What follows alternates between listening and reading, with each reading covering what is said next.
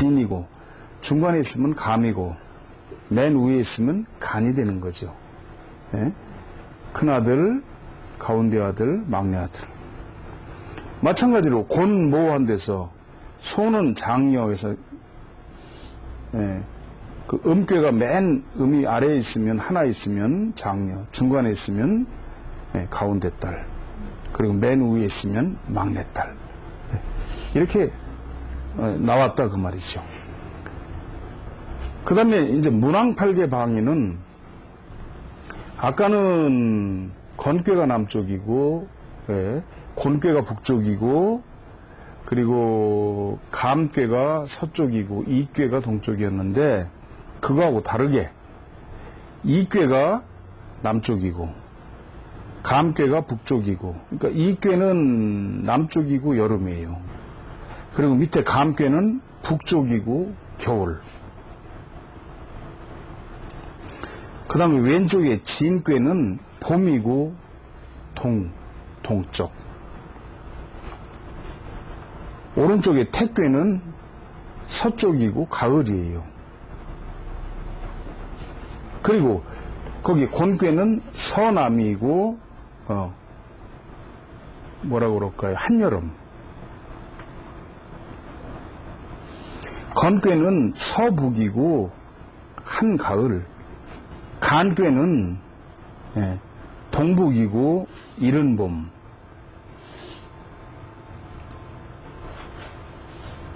그리고 손괴는 동남이고 한 봄이에요. 봄의 중간. 이렇게 해서 말하자면 이 방위가 이런 것들이 있는데 우리가 실제 지금 주역에서 쓰이는 모든 내용들은 이 문왕팔괴 차서에서 말한 장남, 중남, 소남, 장녀, 중녀, 소녀. 그 다음에 방향도 문왕팔계 방위에서 하는 이걸 가지고 다 씁니다. 이 주역의 내용은 다 그렇게 되어 있어요.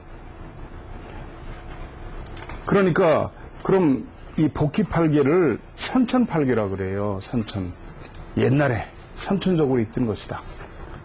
그리고 문왕팔계는 후천팔계라고 그래요. 그래서 선천팔계는 처음에 뭔가 제가 생각해 봤더니 우주가 만들어질 때의 질서를 뜻하는 것이고 후천팔계는 실용의 팔계라 그래요. 지금 쓰인다는 뜻입니다.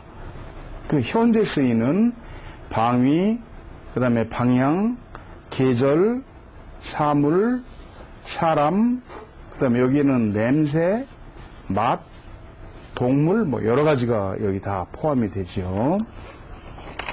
예. 그 다음에 이제 그 궤변도 그랬어요.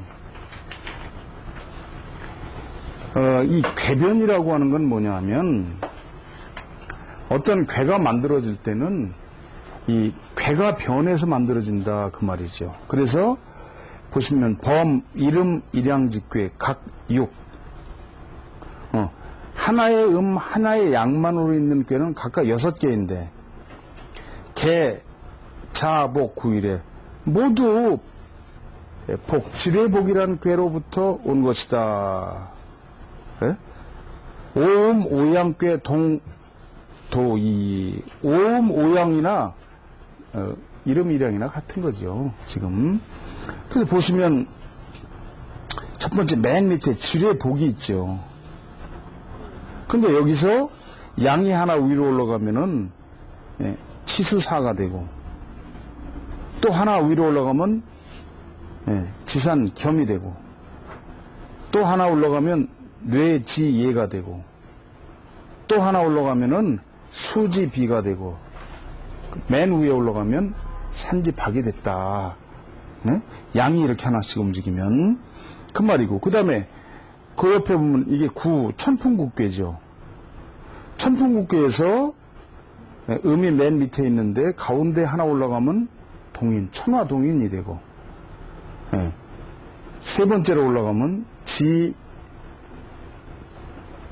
뭡니까 천택리가 되고 또 하나 더 올라가면 풍천소축이 되고 하나 더 올라가면 화천대유가 되고 맨 위에 올라가면 택천쾌가 된 것이다. 이제 이런 설명입니다. 그 다음에 여기 이제 이음이양직괴 각 10유오 각각 15개인데 개, 자, 임, 돈이래. 모두 지택님 천산돈으로부터 왔다 해가지고 맨 밑에 임 그래서 지택님이죠. 근데 밑에 그 본성 하나는 놔두고 가운데 뭡니까 이효인 양이 올라가요. 하나 올라가면 지화명의가 되고 2개 올라가면 그죠? 진우일뇌라고 그래서 진괴가 되고 또 이게 5요까지 올라가면 술의 준이 되고 맨 위에까지 올라가면 산뇌이가 된다. 그 다음에 옆에 보면 치풍승 그랬죠. 이건 뭐냐면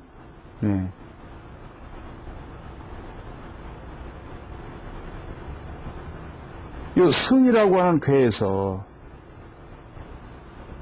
위에 있는 양요가 또 위로 올라가면 뇌수해가 되고 또 한 칸 더 올라가면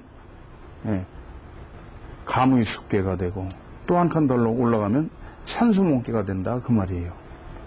그렇게 해서 이렇게 해서 이것도 하나의 괴가 변화해서 만들어지는 법칙이다 이렇게 설명을 했습니다. 본래 주역은 뭐냐면 이 복서역입니다. 복서역. 복서라고 하는 건 점을 친다는 거예요. 점이죠, 점.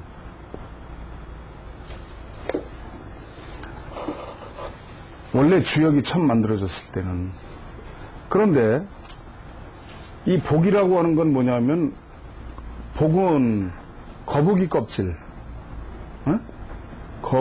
거북의 배껍질.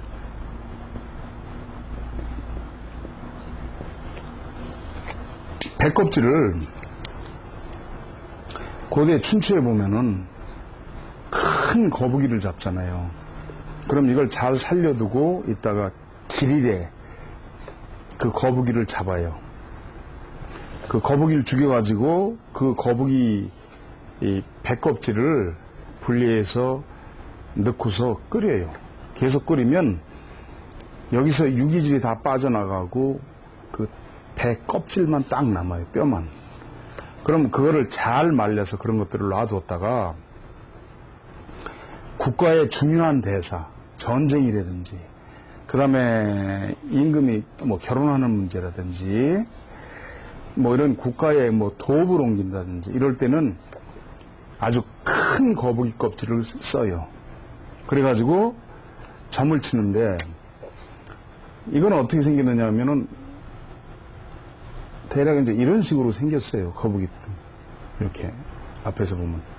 그런데 이거를 옆에서 보면 어떻게 하느냐 하면은 이렇게 돼 있는데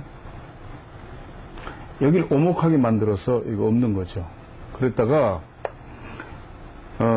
어떤 문제를 점을 친다 그러면 복관이 쇠막대기로 그때는 뭐 청동막대기였는지 뭔지 모르겠는데 불에 달고 가지고 여기를 찢어요. 막대기로. 찢으면 여기가 타면서 이 균열이 탁탁탁탁 간단 말이죠. 그럼 이 모양을 가지고 괴를 만들었어요. 64괴를 만들어. 그리고 여기서 64개 가운데 어떤 효도 찾아내요. 그래서 점을 치고 그 내용을 여기다 기록을 해요. 그때는 글자가 없으니까 무슨 이렇게 하면 아들이란 뜻이고 뭐 어쩌고 저쩌고 이렇게 쭉 뭐 이렇게 각골문으로 무슨 뭐 이런 식으로 이 전부 다 쓰죠 쭉. 뭐 이렇게 이걸 각골문이라고 그래요. 이 각골문은 전부 다 무슨 내용으로 점을 쳤고 그 다음에 정괴는 어떻게 나왔고 그 나중에는 또한 어떤 결과가 왔다라는 걸 전부 다 칼로 파서 새긴 것들이에요. 이게 이제 그 은나라 때 주로 많이 이렇게 쓰인 걸로 보이는데, 처음에는 이제 중국의 농부들이 밭을 갈다 이게 나오면 이걸 용골이라고 그래가지고 그 귀한 걸 모르고 갖다 한약방에 가면 요즘 말로 뭐냐, 엿 바꿔 먹던 막 큰 거야. 그러면 저걸 갈아가지고 남자들 그 당시에 정력제로 약에다 넣어줬어. 아니 근데 이게 지금 이제 그 뭡니까, 청나라 때 어? 이게 저 누구지? 그 사람이 문자학을 오래 한 학자인데 그 약방에 가서 보니까 그걸 놓고 판단 말이야. 그 보니까 이게 예? 옛날 은나라 때, 이때 이게 주나라 때, 은나라 때 점을 친 기록이에요. 그래서 이제 각골이 알려지기 시작했고, 이것이 이제 대량으로 그 옛날에 그 은나라 유적지에서 발굴이 돼요. 그래서 지금까지 여기서 판독된 글자가 글자 수는 약 한 3,000자가 됐고, 그 당시에도. 그 중에서 판독된 글자는 한 1,500여 자. 예? 이렇게 됐죠. 그것을 이제 이 복이라고 그러고, 서라고 하는 건 여기 보시면은 위에 이게 대죽이죠. 대죽. 그리고 요 밑에 있는 건 무당 무자예요. 이 무라고 하는 건 점을 친다는 뜻이에요.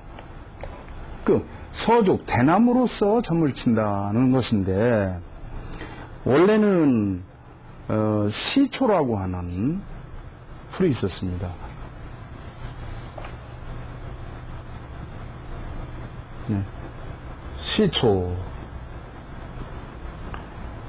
이건 중국 남방에서 그 당시에 옛날에 났다고 전해지는데, 풀이 있으면 이렇게 마디가 있어. 딱. 네? 그래, 이게 거의 마디마디가 일정했던 것 같아요. 길이가. 네? 이파리는 뭐, 이렇게 약간 별 모양으로 돼 있더구만요. 그림에 보니까. 그러면, 이 시초나무 가지를 잘라가지고, 이 풀 가지를 잘라서 50개를 가지고 점을 쳤어요. 네. 그런데, 옛날에는 그 하나라, 은나라가 중국의 남쪽에 있었어요. 그랬다가 주나라가 하나를 통일했어요. 근데 주나라는 원래가 약간 북방계입니다. 그렇기 때문에 도읍을 약간 북동쪽으로 옮겨요. 약간. 그러니까 남방에 이제 시초가 이게 풀이 없게 된 거야. 응? 그래서 그 다음부터는 뭘 쓰느냐? 구하기 쉬운 대나무를 가지고 깎아서 썼어요. 점을 쳤어요. 50개를 가지고. 바로 이거죠.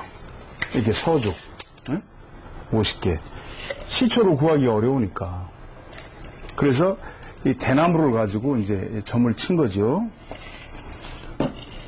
그래서 복이라고 하는 건 거북이 껍질을 가지고 점을 치고, 그 다음에 서라고 하는 건 저 서죽을 가지고 점을 쳤다 그 말이에요. 그래서 복서역이라고 그래요. 원래 역은 복서, 처음에는 이것이 점을 치기 위해서 있었던 그런 책이에요. 그러다가 공자께서 어떻게 했느냐 하면은 시빅이라는 걸 다뤘잖아요. 시빅. 그건 뭐냐면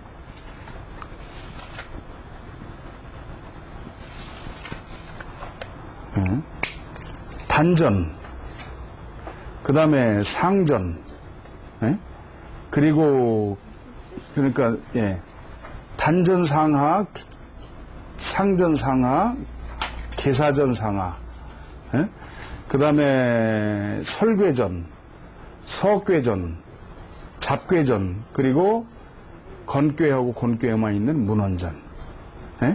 이걸 쓰면서 여기 보면은 그냥 점만 치는 내용이 아니라 말하자면 군자가 지녀야 할 덕목을 여기다 썼어요.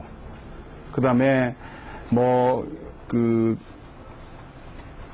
뭡니까 저 계사전 같은 데 보면 우주 탄생의 기원, 만물 탄생의 기원을 처음에 태국으로부터 양의가 나오고 양의에서 사상이 나오고 사상에서 팔계가 나왔다.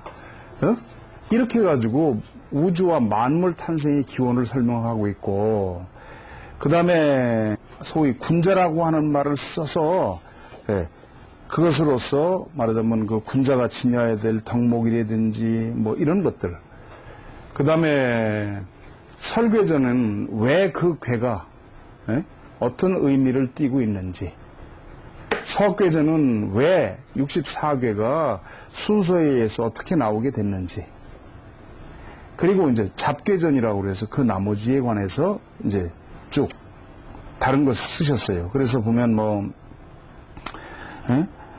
예를 들어서 그 수풍정이라고 하는 꾀는 뭐 통하는 것이고 뭐 곤궁하지만 서로 만난다는 것이다, 이런 식으로 이제 그 하지 못한 얘기들을 다 쓰셨어요.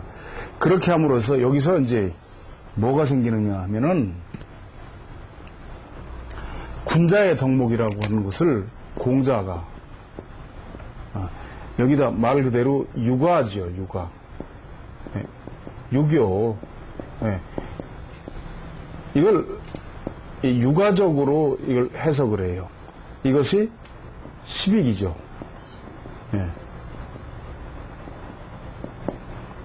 그러면서 그전엔 다만 전만 치던 책이, 그 다음에는 이제 그 인간이 지녀야 할 덕목, 그 다음에 우주와 만물 탄생의 기원, 뭐 이런 것 등을 쭉 설명하는 포괄적으로 완전히 우주적으로 이제 책이 만들어져요.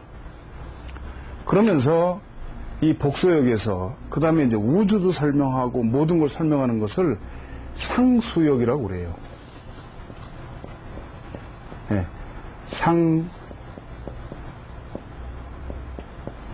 상수역.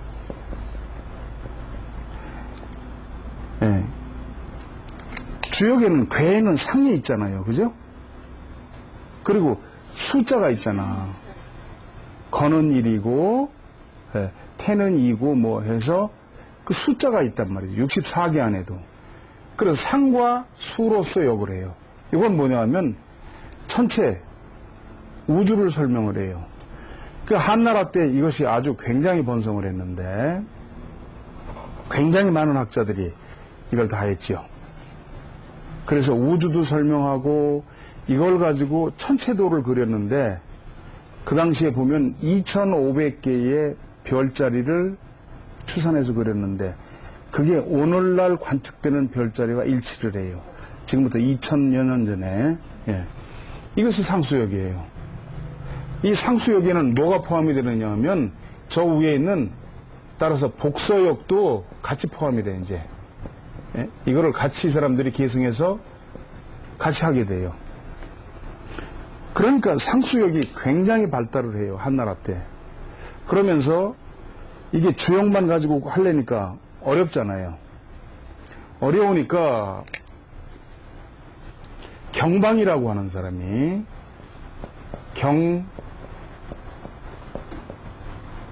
경방이라고, 한나라 때죠. 경방이라고 하는 사람이 상수역만 분류를 해가지고 여기서 뭘 만드느냐 하면은 화주름이라고 하는 건 만들어요.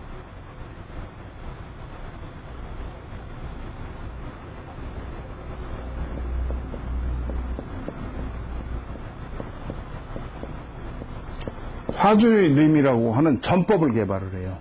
그게 지금 뭐냐면 육효점이에요. 육효. 말하자면 간단하게 칠 수 있는 육효점. 그 경방이 어떻게 하느냐 하면은 이 점에 아주 대가예요. 그래가지고 앞으로 있을 일을 점을 쳐서 황제한테 올려. 그 황제가 보니까 이게 딱딱 맞는단 말이야. 그래가지고 불러가지고 태수를 시켰어요. 어느 지방에. 근데 태수가 돼가지고서도 이걸 자꾸 계속 올리거든. 그러니까 옆에 다른 중신들한테 미움을 받잖아요. 그래서 다른 중신에 의해서 살해당해버려. 죽었어. 그러니까 원래 주역점이 아닌 약간 변형된 그런 주역점이 육효점이었던 거예요. 그러고 있다가 이제 그 위진남북조 시대라고 말하자면 한나라 그 다음 시대예요. 그때 이 왕필이라고 하는 사람이 나오는데